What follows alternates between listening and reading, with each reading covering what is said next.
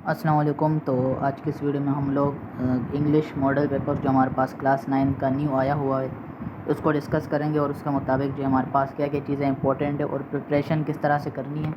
अभी जैसा कि आपको पता है हमारे पास जो है बहुत कम टाइम रह चुका है पेपर्स में, तो मॉडल पेपर को जो है हमने मद्देनज़र रखते हुए जो है पेपर की अगर प्रिपरेशन करेंगे तो चीज़ें जो है वो जल्दी कवर हो जाएंगी। अब जिन्होंने स्टार्टिंग से प्रिपरेशन नहीं की थी तो वो ये वीडियो देख लें, उसी के मुताबिक आपने प्रिपरेशन जो है वो शुरू कर लेनी है और आपको मॉडल पेपर भी समझ में आ जाएगा कि क्या क्या चीज़ें पूछी जा रही हैं और किस चीज़ को हमने किस तरह से कहाँ से करना है और किस तरह करना है। तो चलिए आज की इस वीडियो को शुरू करते हैं। तो सबसे पहले जो हमारे पास एक मेन इंपॉर्टेंट बात होती है कि हमारे पास जो पेपर के मार्क्स कितने हैं। तो इंग्लिश का जो आपका पेपर होगा क्लास 9 वालों का, हमारे पास उसका टोटल मार्क्स है 100। तो 100 मार्क्स का पेपर होगा आपका और उसमें से हमारे पास जो है 20 MCQs आएंगे 20 मार्क्स के। और वो MCQs कहाँ से आएंगे हमारे पास, वो आएंगे प्रोज़ और पोएम वाले सेक्शन से। तो आपने सबसे पहले जाना है और वहाँ से जाके ख़ास तौर पे हमारे पास जो पोएम है, तो पोएम के अंदर हमारे पास जो मुख्तलिफ़ लाइनें लिखी हुई हैं उसके दरमियान में कुछ ऐसे वर्ड्स होंगे जो कि डिफ़िकल्ट वर्ड्स कहलाते हैं। उनकी मीनिंग आपको पता होनी चाहिए पहली फुर्सत में, क्योंकि आपके 5 से 7 MCQs जो है इसी पोएम्स के अंदर से उठा के दे दिए जाएंगे, या फिर कोई स्टेटमेंट उठा के दे दिया जाएगा 2 लाइनों का, उस आपको बोलेंगे कि ये कौन से पोएम से लिया गया है, या फिर कोई भी डिफ़िकल्ट वर्ड्स जो कि बुक के स्टार्टिंग में लिखे होते हैं उनकी मीनिंग आपको पता होनी चाहिए, या फिर कोई ऐसे वर्ड्स जो कि सेम हो। तो MCQs आपके जो है ज़्यादातर वहाँ से आएंगे। और बाकी जो MCQs के लिए आप जो है फैसल की जो गाइड है हमारे पास उसके MCQs अगर आप कर लेते हो, यानी उसके अंदर सारे के सारे कवर हो जाते हैं, उन्होंने हर एक किस्म के MCQs जो है उसके अंदर लिखे होते हैं, तो आपकी चीज़ें जो है MCQs वाली वो कवर हो जाएंगी। लेकिन पोएम के अंदर वाली जो चीज़ें हैं, लाइनें वगैरह, उनको आपने लाजमी 2 से 3 दफ़ा रीड कर लेना है, क्योंकि उसमें काफ़ी सारे MCQs 6 से 7 MCQs वहाँ से लाजमी आ सकते हैं।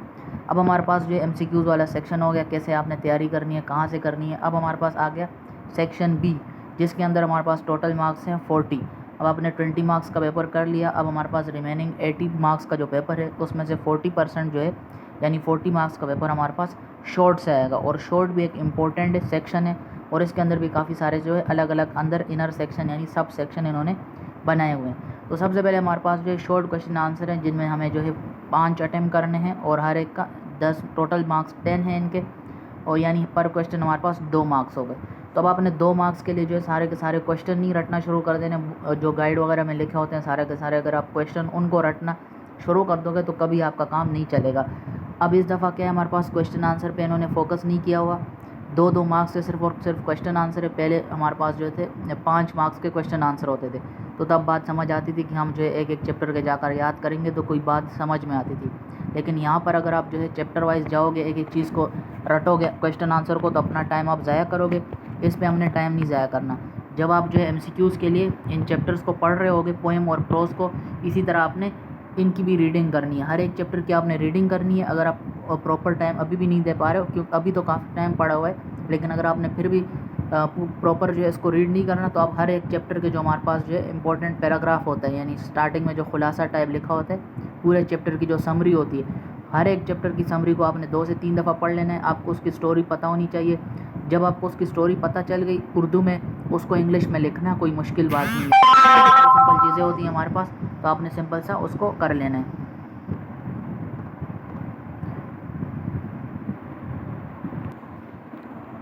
अब जो है क्वेश्चन आंसर का भी आपको पता चल गया कि क्वेश्चन आंसर हमने कहाँ से करने, इन पे हमने टाइम बिल्कुल भी ज़ाया नहीं करना। आप डेली समझ लो 4 से 5 चैप्टर रीड करते जाओ, बाकी पेपर की प्रिपरेशन के साथ साथ बस उनकी समरी पढ़ लेनी है आपने।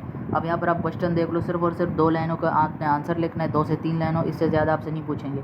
अब यहाँ पे क्या लिखा है, why Shah Abdul Latif called the saint of Bhit. क्यों बोलते हैं सेंट ऑफ बिट, क्योंकि वो ऊपर जाते थे, उस जहाँ पे बैठते थे उस जगह क्या नाम था, सेंट ऑफ बिट, यानी बिटाई उसको क्यों बोलते थे, सेंट ऑफ बिट क्यों कहते थे शाह अब्दुल लतीफ़ को। जब आप इस चैप्टर को रीड करोगे, उनकी स्टोरी पढ़ोगे कि वो ऊपर पहाड़ पे जाते थे, वहाँ पे बैठते थे, उनका अपना सारा किस्सा पढ़ोगे, तो आप जो इजीली लिख दोगे उनको क्यों कहा जाता है, क्योंकि वो वहाँ पे जाके बैठते थे। सही हो गई। उसके बाद दूसरे भी इसी तरह से सिंपल क्वेश्चन आपको बोलेंगे, who was the Miller, why was he singing about. तो हमारे पास क्या था, मिलर कौन था वो आपने बता देना एक लाइन में। उसके बाद क्या था, what was he singing about, यानी वो किस चीज़ के बारे में गा रहा था। अगर आपने चैप्टर पढ़ा होगा तो आप इसका आंसर दे दोगे। सिंपल 2-2 लाइनों के क्वेश्चन आंसर है, इन पर आपने टाइम बिल्कुल भी ज़ाया नहीं करना। अगर आपने ये करने तो आपने क्या करना है, चैप्टर्स की समरी को रीड कर लेना है, आपकी चीज़ें जो है क्लियर हो जाएंगी।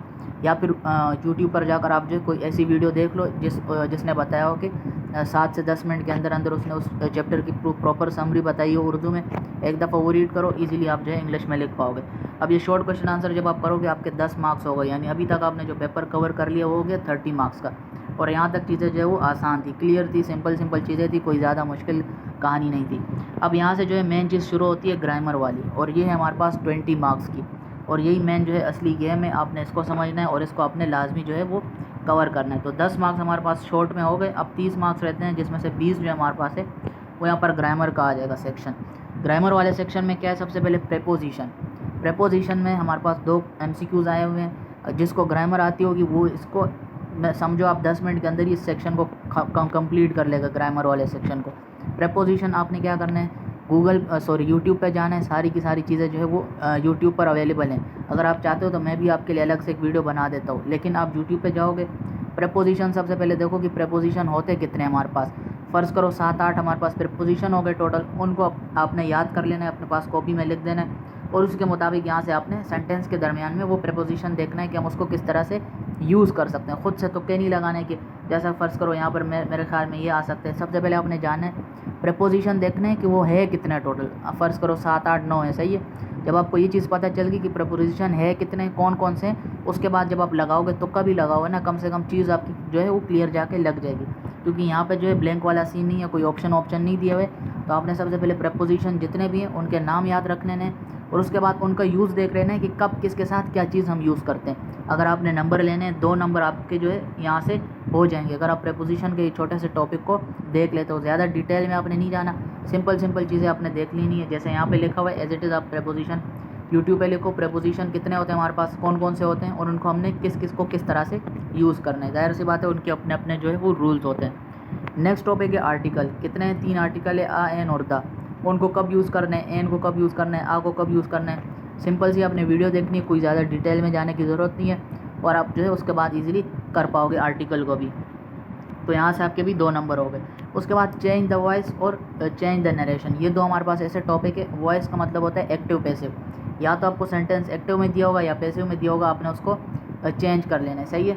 एक्टिव वॉइस, पैसिव वॉइस, यानी चेंज द वॉइस, यानी ये जो वॉइस दी हुई हो सकती है एक्टिव भी हो सकती है, पैसिव भी हो सकती है। आपने अगर पैसिव में दिए उसको एक्टिव में चेंज करो, अगर एक्टिव में दिए तो पैसिव में चेंज करो। तो एक्टिव पैसिव का एक डिटेल टॉपिक है, इसको तो आपने समझना होगा। और अगर आपको ये नहीं आता, आप डिस्क्रिप्शन में मुझे कमेंट्स में बता सकते हो, मैं इसके ऊपर भी अलग से एक वीडियो बना दूंगा जिसमें सिंपल तरीके से समझाऊंगा, और एक ही वीडियो के अंदर सारी चीज़ें आपको कवर करके बता दूंगा। अब इसी तरह नरेशन है, अब डायरेक्ट होता है और इनडायरेक्ट नरेशन होते हैं, सही है, डायरेक्ट और इनडायरेक्ट। अब ये भी आपने समझना है कि डायरेक्ट नरेशन आ रहा है तो उसको इनडायरेक्ट में कैसे कन्वर्ट करना है, और इनडायरेक्ट को डायरेक्ट में किस तरह कन्वर्ट करना है। अब ये 2 टॉपिक भी एक डिटेल टॉपिक है हमारे पास। अभी तक जो आपने ऊपर देखे प्रेपोजिशन, आर्टिकल, और हमारे पास जो है यहाँ पर प्रेपोजिशन और आर्टिकल, ये एक सिंपल से टॉपिक है, पहले आपने इनको कर लेना है, क्योंकि ये टाइम नहीं लेंगे आपका। आप सिंपल साथ करते जाओ, जब आप इनकी चैप्टर्स की रीडिंग कर रहे होगे तो इसी के साथ आपने प्रेपोजिशन और आर्टिकल को भी लपेट लेना है, क्योंकि ये कोई ज़्यादा हमारे पास डिफ़िकल्ट नहीं है। 4 नंबर आपको यहाँ से मिल जाएंगे। अब उसके बाद जो एक्टिव पैसिव वॉइस है ना, इसको आपने पूरे टॉपिक को एक ही दिन में लपेट लो, क्योंकि अलग अलग दिन में करते जाओगे, साथ में वॉइस भी कर रहे हो, उसी के साथ डायरेक्ट इनडायरेक्ट कर रहे हो, तो ये दोनों चीज़ें आपस में आपसे मिक्स होती जाएंगी। तो सबसे पहले आपने क्या करना है, एक्टिव वॉइस पैसिव वॉइस को अलग करना है, एक्टिव पैसिव को, उसी तरह से नरेशन को अलग दिन पर आपने कवर करना है, और एक ही वीडियो में आपने उसी बंदे की, जिसको आप देख रहे हो उसी के बंदे की वीडियोज़ आपने फॉलो करनी है। यूट्यूब पर आप जाओगे, सारी की सारी चीज़ें पड़ी हुई हैं। इस दफ़ा जो इंग्लिश के अंदर है हमारे पास ग्रामर काफ़ी ज़्यादा इंक्लूडेड है, और इन्होंने अलग से ही सेक्शन बना दिया। तो अब अलग से बना दिया, इसका मतलब है इसकी इंपॉर्टेंस आप जान सकते हो। पहले MCQs में सारी की सारी चीज़ें आती थी।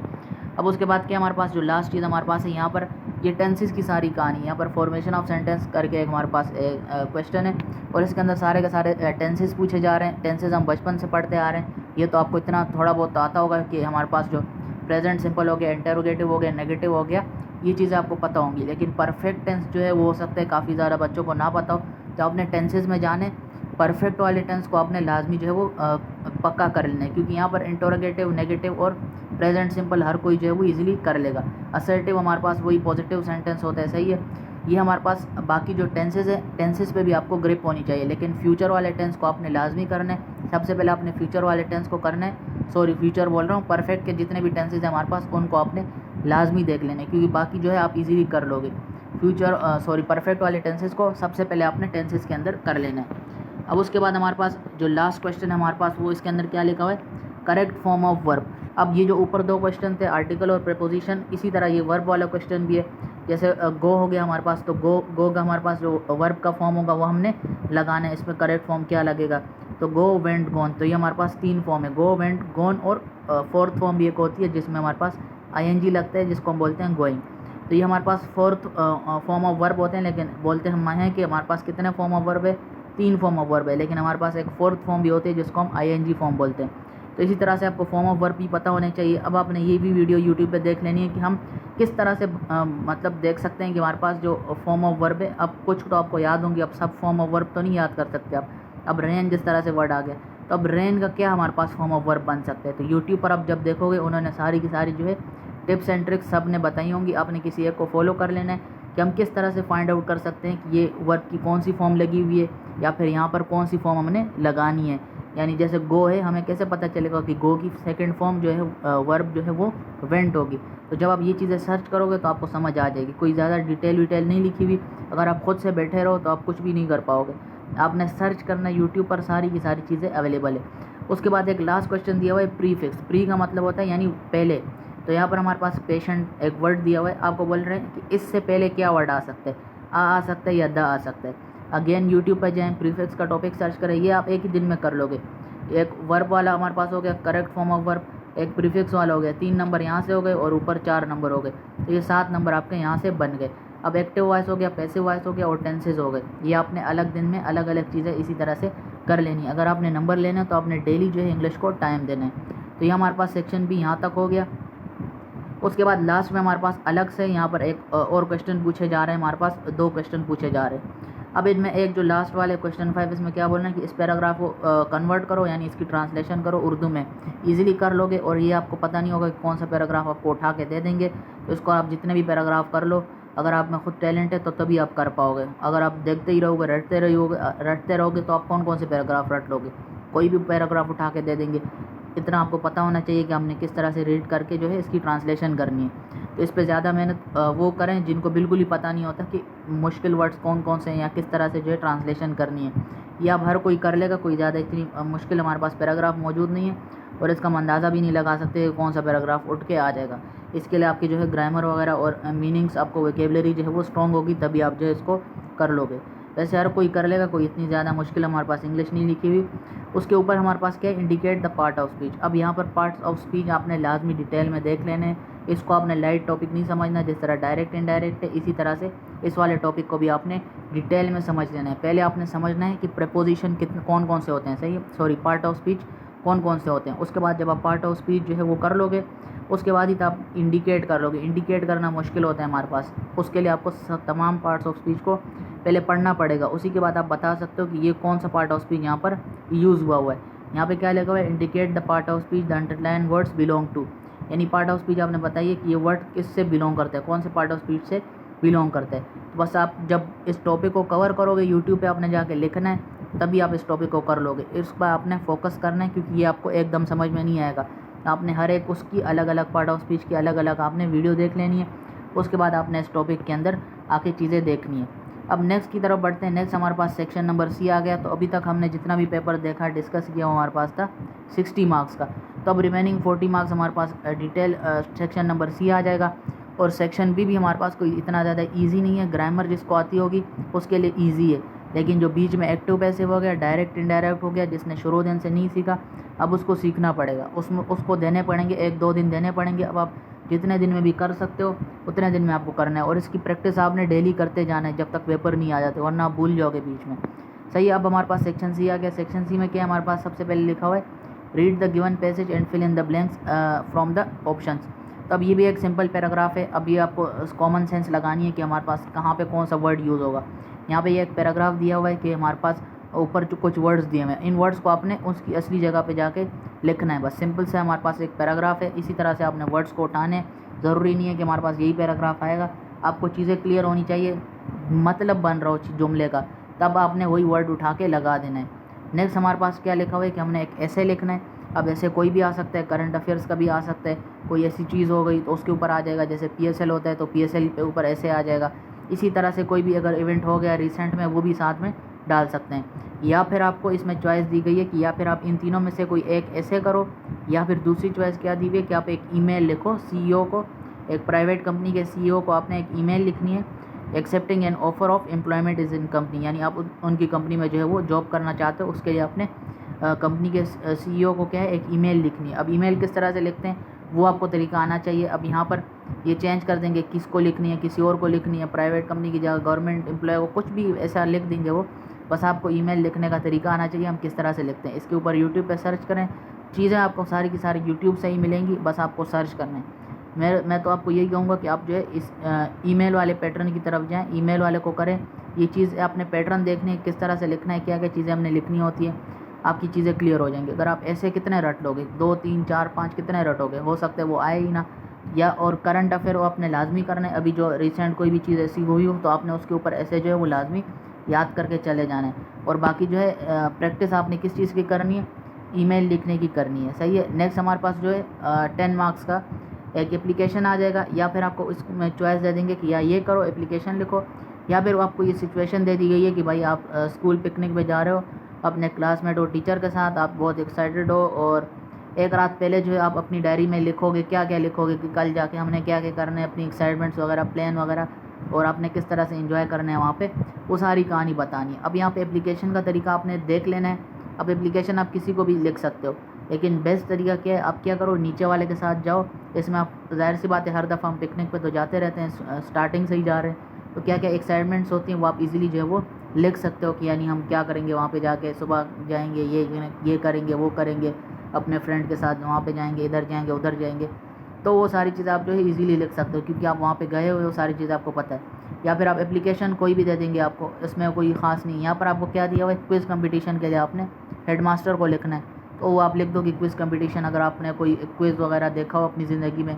या फिर आप जो है इसको क्या कर सकते हो, यूट्यूब पे सर्च मारो आप, क्विज़ से हो गया। लेकिन आप कितने सर्च करोगे टॉपिक, आपको ज़रूरी नहीं है कि क्विज़ से रिलेटेड आ जाए, लेकिन हो सकता है कि एप्लीकेशन जो हमारे पास हेडमास्टर ही होगा, एप्लीकेशन यहाँ पर जो भी देंगे आपको हेडमास्टर को ही देंगे एप्लीकेशन लिखने के लिए। पैटर्न अगर आपको इसमें पता होगा तो आपको 4-5 नंबर जो है वो इजीली मिल जाएंगे। अब बीच का अंदर का कंटेंट अगर आपका सही होगा तो उसके भी आपको अगर कुछ भी लिख देते हो 2-3 नंबर वहाँ तक मिल जाएंगे, तो तकरीबन आप समझ लो 6-7 नंबर आपको दे ही देंगे। इंग्लिश में नंबर जो है वो कटते हैं, उर्दू में भी नंबर कटते हैं, तो आपने ये नहीं, अगर आप फुल प्रिपरेशन करोगे तो तब जाके आपके जो है 100 में से 80-85 इतने नंबर आने वाले हैं, ये आपने याद रखना है। जब आपकी फुल प्रिपरेशन होगी, तमाम चीज़ें आप करोगे, तब जाके आपके 80 से 85 नंबर आएंगे, जो फुल पेपर करेगा उसका बता रहा हूँ। इंग्लिश और उर्दू इन दोनों में इसी तरह से नंबर आते हैं हमारे पास। 80 से ज़्यादा जो लाइक स्टूडेंट जिसको हम बोलते हैं, उनके 80 से ज़्यादा जो है वो नहीं आ पाते, 80 हमारे पास लास्ट होता है हमारे पास। नेक्स्ट हमारे पास क्या है, हमारे पास एक पैराग्राफ दिया हुआ है। अब वही सेम चीज़ें आपने क्या करना है, इस पैराग्राफ को रीड करते जाना है और नीचे जो क्वेश्चन है उनके आंसर लिखते जाना है। तो ये आप इजीली कर लोगे। 15 मार्क्स का हमारे पास है। अब यहाँ पे क्या लिखा हुआ है, सबसे पहले यहाँ पर हमारे पास लिखा हुआ है कि आपने बताना है कि what do the remote regions in the Himalaya protect. तो ये आप इस पैराग्राफ को रीड करोगे तो आंसर दे पाओगे। इसी के अंदर से आपने वो लाइन उठा के लिखनी होती है, सिंपल सी चीज़ें, कोई ज़्यादा डिफिकल्ट नहीं है। आगे क्या लिखा हुआ है, find a word of same meaning from above passage. यहाँ पे जैसे हाई लिखा हुआ है, इसी से हमारे पास जो सेम वर्ड हुआ है, जैसे बिग हो गया, बिग का मतलब होता है बड़ा, हाई का मतलब होता है ऊंचा या बड़ा, ये दो को सिमिलरिटी मिल रही है थोड़ी सी। इसी तरह से आपने इस पैराग्राफ के अंदर से वो वर्ड ढूंढ लेना है जो किसके साथ, हाई के साथ सिमिलर हो। सही हो गया। आगे क्या लिखा है, पास पार्टिसिपल फॉर्म अपने बताना है। यूट्यूब पे सर्च करोगे मिल जाएंगी चीज़ें। उसके बाद आपने समरी लिखनी है 5 नंबर की। अब यहाँ पे क्या लिखा हुआ है, 5 मार्क्स लिखे हैं, जितने मार्क्स दिए हुए हैं उसी के हिसाब से आपने जो है वो कंटेंट लिखना है सारा का सारा। अब यहाँ पे आप देख सकते हो इन्होंने 3 पैराग्राफ लिखे हुए हैं, तो इसकी आप समरी इजीली निकाल सकते हो। 5 से 6 लाइनों आपने लिख देना है, क्योंकि 5 मार्क्स है, 6 से या 7 लाइनें आप लिख दो। इसी के अंदर से मेन जो इंपॉर्टेंट लाइन है जो आपको समझ आ रही है, जो इसकी समरी होती है, बेसिकली पूरे चैप्टर की जो समरी होती है, इसी तरह से आपने इन 3 पैराग्राफ की एक समरी निकाल देनी है एक छोटे से पैराग्राफ के अंदर, उसके 5 मार्क्स आपको मिल रहे हैं। सही है, हमारे पास यहाँ तक चीज़ें क्लियर हो गई। ये था हमारे पास जो है इंग्लिश का मॉडल पेपर। अब आपने प्रिपरेशन शुरू कर देनी है। दोबारा से मैं एक दफ़ा आपको बता देता हूँ सारी की सारी चीज़ें। सबसे पहले MCQs है, कहाँ से करनी है MCQs, आपने जाना है अपने बुक के अंदर, पोएम और प्रोस, उन्होंने ऊपर लिख दिया भाई यहाँ से MCQs आने वाले हैं। पोएम से मैं आपको बता देता हूँ कैसे MCQs आते हैं। उनकी जो लाइनें होती हैं वो आपने रीड कर लेनी है, सही है, और उनका मतलब भी आपको पता होना चाहिए। लेकिन मतलब में हम डिटेल में नहीं जाते, मतलब ज़रूरी नहीं है कि ज़्यादा उसी से आएंगे। आपका मेन जो MCQ आएगा वो कहाँ से आएगा, उसके दरमियान जो डिफ़िकल्ट वर्ड्स होंगे उनको उठा के आपको उसकी मीनिंग पूछी जाएगी।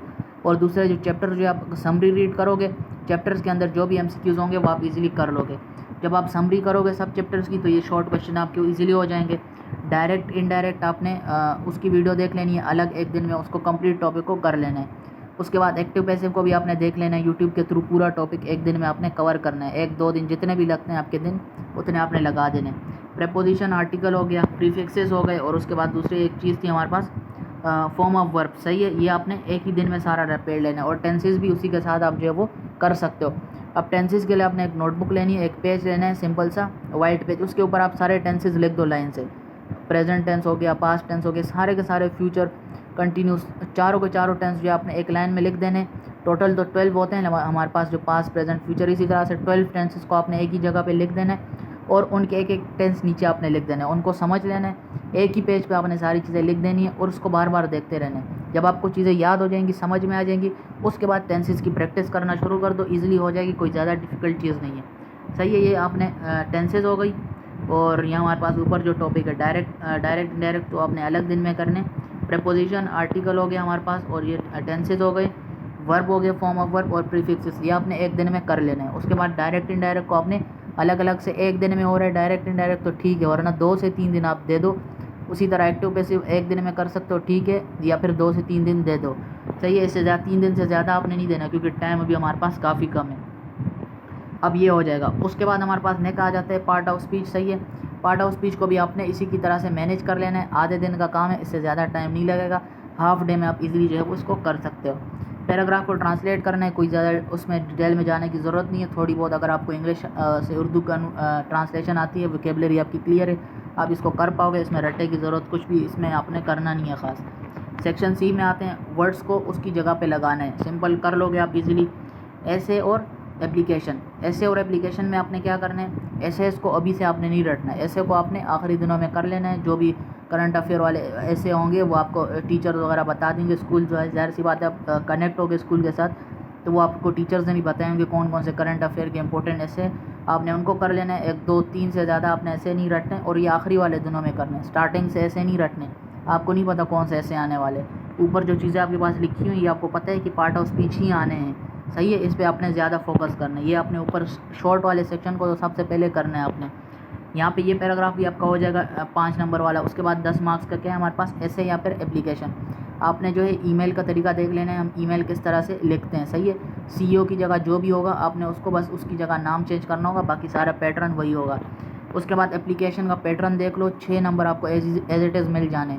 एप्लीकेशन का पैटर्न आपको पता होना चाहिए, और उसके बीच का अंदर का जो कंटेंट होता है उसके 4 से 5 मार्क्स होंगे। अगर आप कुछ भी लिख देते हो, थोड़ी बहुत इंग्लिश भी लगा देते हो, 7 नंबर 7-8 नंबर आपको दे ही देंगे 10 में, सही है। इसमें ज़्यादा सोचने की ज़रूरत नहीं है, हो जाएगा ईजिली। उसके बाद ये पैसेज है, ये रीड करना है, कोई ख़ास बात नहीं है इसके अंदर।